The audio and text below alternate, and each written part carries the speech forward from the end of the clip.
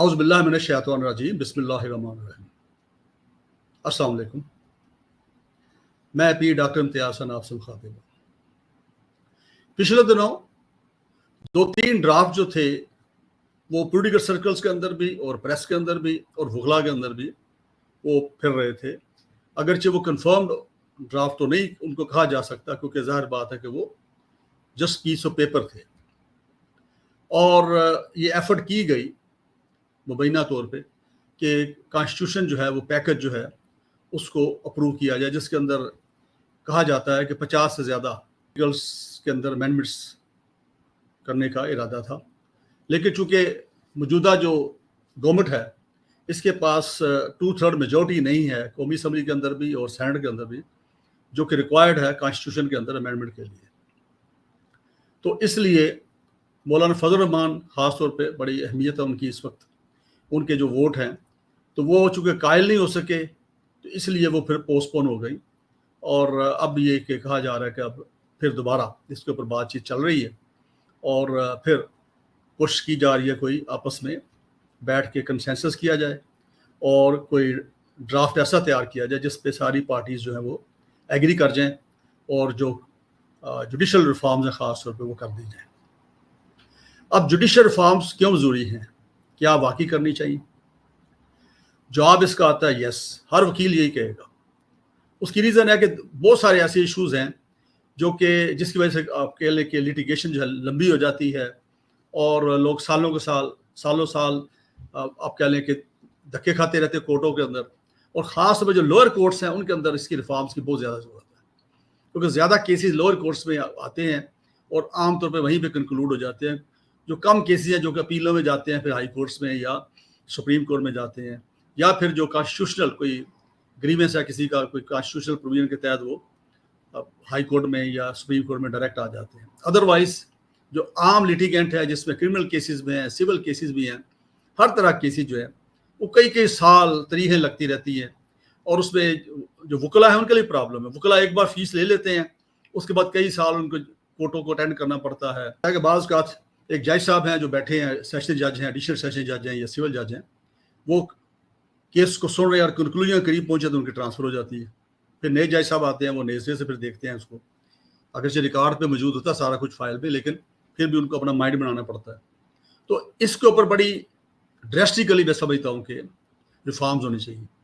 अब lower court में क्या रिफॉर्म होनी चाहिए, ये मैं समझता हूँ कि सबसे पहला काम तो ये होना चाहिए कि वो डबल शिफ्ट कोर्ट्स करने पड़ेंगे, यानी अदालतों के जो जजेस हजरात हैं उनकी तादाद बढ़ानी पड़ेगी। लोअर कोर्ट्स में सिविल जजेस, जुडिशल मजिस्ट्रेट्स या दूसरे जो एडिशनल डिस्ट्रिक्ट सेशन जज हैं या सेशन जज साहबान हैं, इन सब की जो तादाद है, सेशन जज चले डिस्ट्रिक्ट में एक ही होते हैं, तो उनके नीचे जो एडिशनल डिस्ट्रिक्ट एंड सेशन जज हैं या सिविल जजेस हैं उनकी तादाद डबल करनी पड़ेगी। और डबल की जा सकती है, आपके पास मौजूद है, इतने वुकला मौजूद हैं एक्सपीरियंस यंग, वो आप एग्ज़ाम लें जैसे होता है, अभी भी हाई कोर्ट्स मुकाबले का एग्ज़ाम लेती हैं और उसमें से उनको अपॉइंट करती हैं, जिसमें सिविल जज भी डायरेक्ट अपॉइंट हो जाते हैं, एडिशनल डिस्ट्रिक्ट एंड सेशन जज भी अपॉइंट हो जाते हैं। और वही बिल्डिंग हो, नई बिल्डिंग की जरूरत नहीं है, वहाँ पे डबल शिफ्ट जो है वो अदालतें लगा दी जाए, इससे बड़ा फ़र्क पड़ेगा। फिर उसके साथ साथ और कई चीज़ें हैं, प्रोसीजरल रिफॉर्म्स की ज़रूरत है, जो कि उसके अंदर तरीक़े डालने का सिस्टम है या जो भी कुछ है उसको देखना पड़ेगा। तो ये बड़ी तफसीली बात हो जाएगी। लेकिन अभी मैं जो बात ज़्यादा करना चाह रहा हूँ, चूँकि गवर्नमेंट जो है वो चाह रही है कि कॉन्स्टिट्यूशनल कोर्ट बना ली जाए और जो मुबैना तौर पर बताया गया है कि उसके अंदर जो जजेस हैं उनकी एज बढ़ा दी जाए, 65 से 68 कर दिया जाए।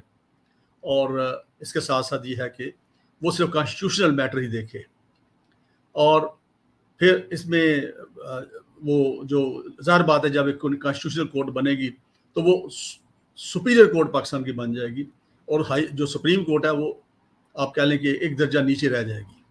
और उसका काम सुप्रीम कोर्ट का ये होगा कि वो अपीलें सुने, क्रिमिनल केसेस, सिविल केसेस, इस तरह के मैटर्स में पड़ी रहे और उसको वो करे।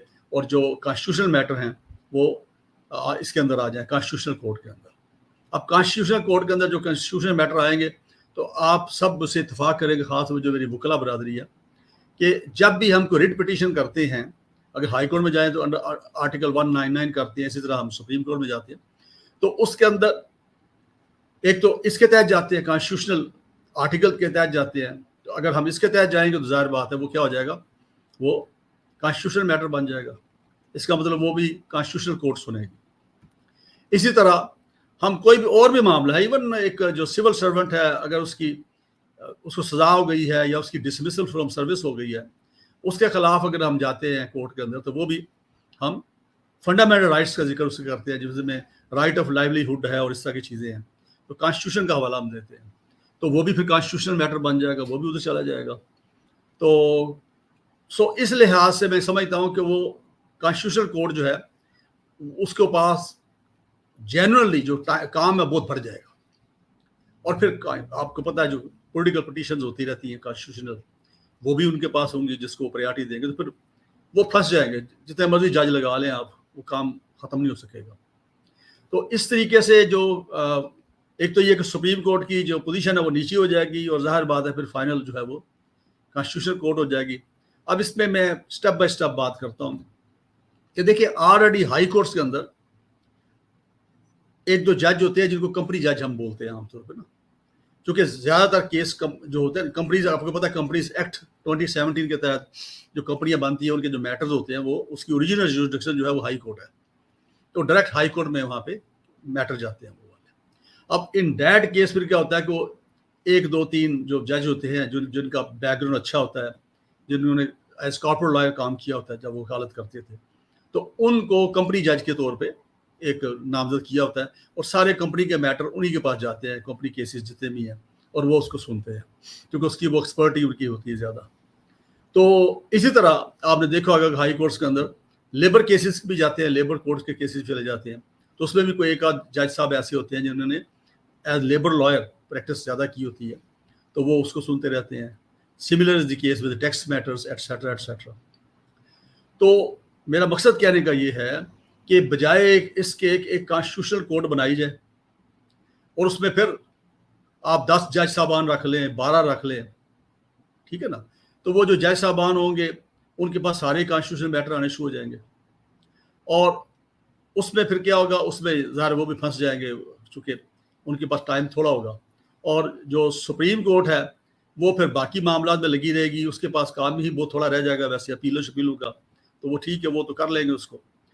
तो उससे क्या होगा, एक तो आपका जो एक्सपेंस है गवर्नमेंट का, रियासत पाकिस्तान का, वो बढ़ जाएगा, क्योंकि जजेस की सैलरीज हैं, जजेस के पर्क्स हैं, जजेस के जो कोर्ट रूम बनने हैं, प्रेमिसेस बनेगा, कोर्ट बनेगी, उसकी बिल्डिंग होगी, वो बनानी पड़ेगी सेपरेट, जिस पे कॉन्स्टिट्यूशनल कोर्ट के जज साहबान जो है बैठ के केसेस सुन सके।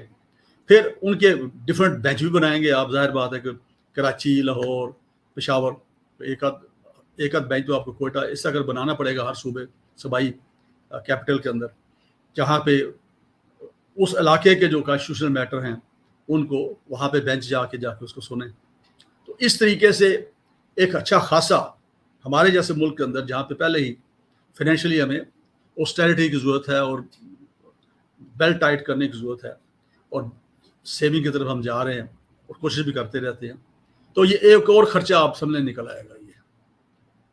और ज़ाहिर बात है कि फिर उसके बाद फिर ये जो कहा जा रहा है, तो इससे बेहतर है कि आप ये करें कि आप सुप्रीम कोर्ट के 8-10 जज बढ़ा लें।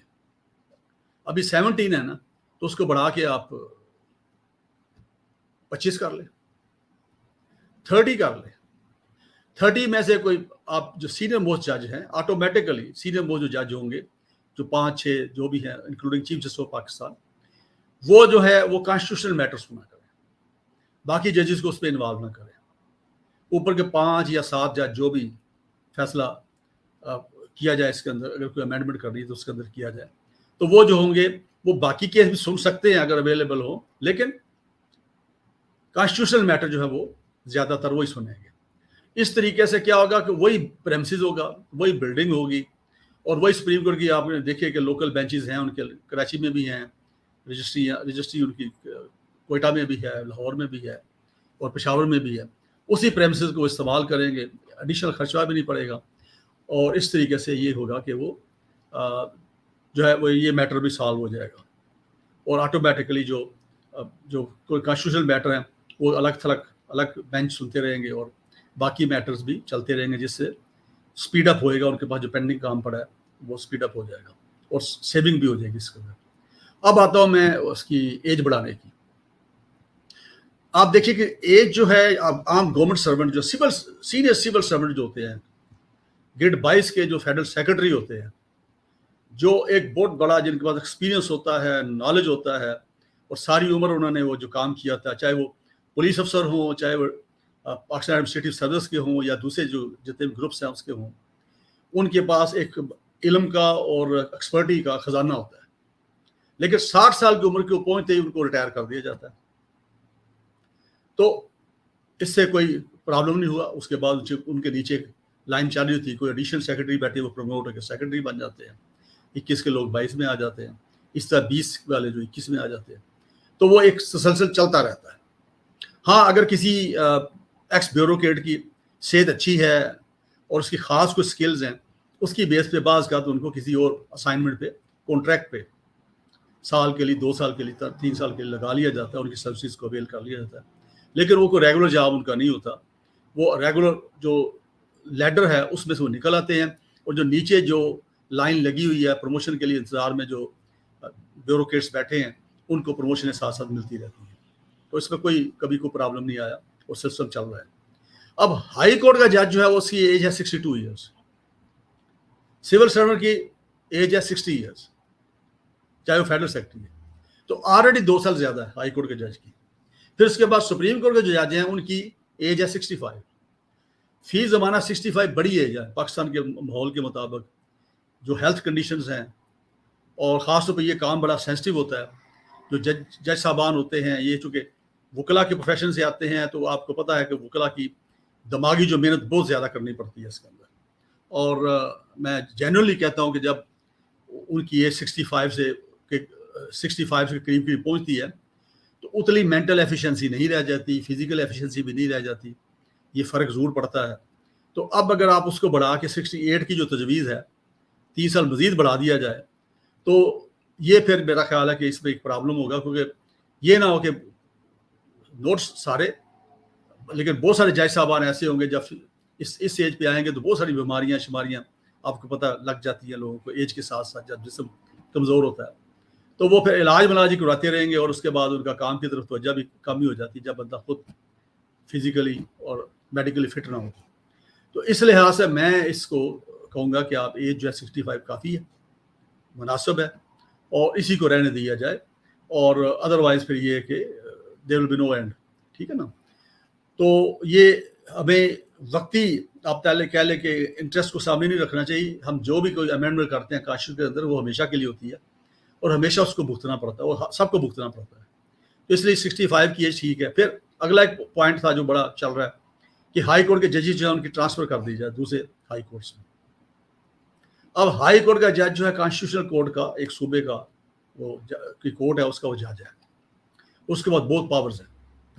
تو اس کا مطلب پھر یہ ہوگا کہ اگر ان کی ٹرانسفر کی جا سکتی ہوگی تو وہ انسرٹن رہے گا۔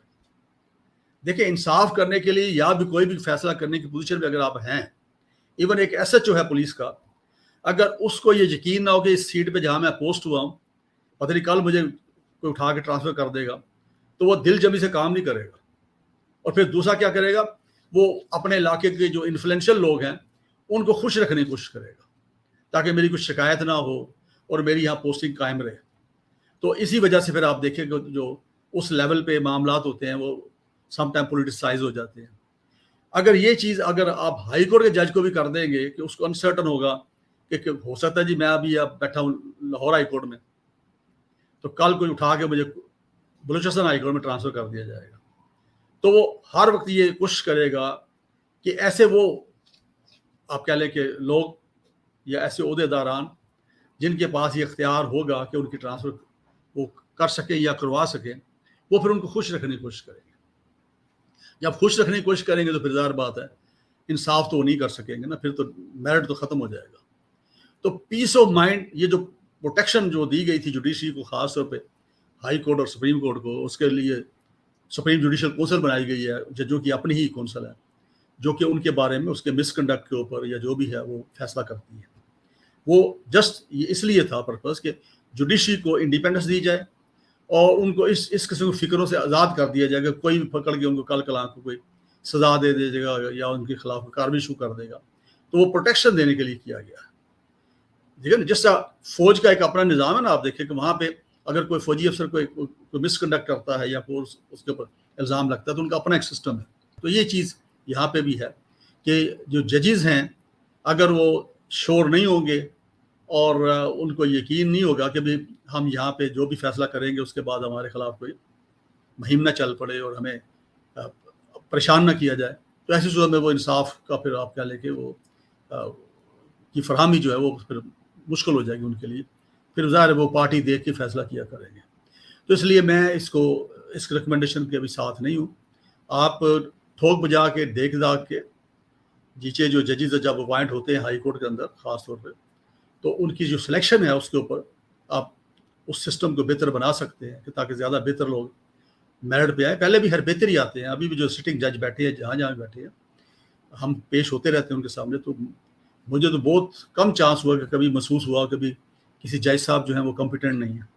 جنرلی کمپیٹنٹ ہی ہوتے ہیں وہ. ظاہر بات ہے کہ اگر 15-20 سال اگر بندہ ایک ایڈوکیٹ رہا ہوتا ہے ہائی کورٹ کا اور اس کے بعد پریکٹس کے بعد آتا ہے تو اس کو ساری چیزوں کا پتہ ہوتا ہے. یا پھر نیچے سے جو پروموٹ ہو کے آتا ہے ڈسٹرکٹ اینڈ سیشن جج سے, تو اس نے ظاہر نیچے جوڈیشری کا کام کیا ہوتا ہے تو اس کو بھی سارا ups and downs and pros and cons کا پتہ ہوتا ہے, تو وہ کامیاب رہتے ہیں. تو اس لحاظ سے ان کو میری تو یہ ایک سجیشن ہے اس کے اوپر جو جوڈیشل پیکج آ رہا ہے جوڈیشل ریفارمز کا, اور اس پہ زیادہ فوکس کرنے کی ضرورت میں نے پھر دوبارہ دہراؤں گا اور اس پہ زیادہ میں زور بھی دوں گا کہ جو لوئر جوڈیشری اس کے اندر اس کو کیا جائے. پھر پروسیجرز کو تھوڑے ٹھیک کر لیے جائیں. مثلا میں ایک چھوٹا سی مثال دیتا ہوں کہ ہائی کورٹ کے اندر یا سپریم کورٹ کے اندر اگر آج ایک کیس لگا ہے اور کسی وجہ سے لسٹ کینسل ہو گئی ہے, جج صاحب کو چھٹی کرنی پڑ گئی اچانک, جج صاحب بیمار ہو گئے یا کسی اور بینچ میں ان کو اچانک کوئی ارجنٹ میٹر کے اوپر بلا لیا گیا, اب لسٹ کینسل ہو گئی ہے یا پھر کیسز لیفٹ اوور ہو جاتے ہیں. مثال کے طور پر اگر ایک جج صاحب کے پاس 35 کیس لگے ہیں آج, تو اب ظاہر بات ہے جج صاحب نے پہلے ارجنٹ کیس سننے, ہائی کورٹ کا میں بتا رہا ہوں, ارجنٹ جو پہلا گھنٹہ 1.5 گھنٹہ ارجنٹ کیسز میں چلا جاتا ہے. پھر اس کے بعد جو دوسرے آپ کہہ لیں کہ کیسز نوٹس کیسز ہیں دوسرے ہم شروع ہو جاتے ہیں. پھر اس کے بعد ریگولر کیسز شروع ہو جاتے ہیں. اب وہ جو لسٹ ہے نا کوئی 35-40 کی, اس کے اندر جج صاحب اگر بڑا زور لگا لیں کیونکہ ہر کیس کو تھوڑا سا سننا ہے اور اس کے اوپر 2-4 لائنیں لکھانی ہیں, آرڈر لکھانا ہے, تو عام طور پہ کورٹ کے اندر ہی جج صاحبان لکھاتے ہیں اس کو. تو اس سے کیا ہوتا ہے, اس سے پھر یہ ہوتا ہے کہ جو 25-30 تک ہی پہنچ پاتے ہیں بڑی مشکل, 25 تک 30 تک. باقی کیسز کیا ہوتا ہے لیفٹ اوور ہو جاتے ہیں. تو لیفٹ اوور کی صورت میں یا لسٹ کینسل ہوگی کسی وجہ سے, تو پھر کیا ہوتا ہے, پھر وہ کیس جو ہوتا ہے وہ پھر چلا جاتا ہے آفس کے پاس. جج صاحب تو آرڈر دے دیں ری لسٹ آفٹر 2 ویکس, تو پھر تو وہ 2 ویکس پر لگ جائے گا. اب چونکہ اس کے اوپر آرڈر ہی کو نہیں ہوا, لسٹ کینسل ہوئی ہے, ٹھیک ہے نا, یا لیفٹ اوور ہو گیا, تو وہ آفس جو ہے پھر اپنے روٹین کے مطابق اس کو ری لسٹ کرتا ہے.